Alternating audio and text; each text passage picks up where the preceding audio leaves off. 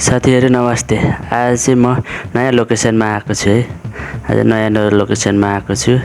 यहाँ चाहिँ हामीले अब यो कामहरु चाहिँ एकदम रिप्लेस गर्नुपर्ने छ, रिपेयर गर्नुपर्ने छ।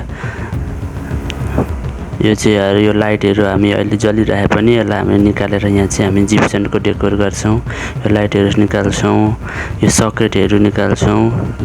यो लाइटहरु सबै निकालेर चाहिँ हामीले अब नयाँ एमएल निकाल्न थालेको छु।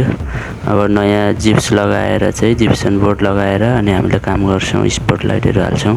यो बाथरुमहरु पनि यो सबै निकालेर यो तोड्ने यो गर्ने यो सबै निकाल्न टाइलहरु निकाल्ने हो।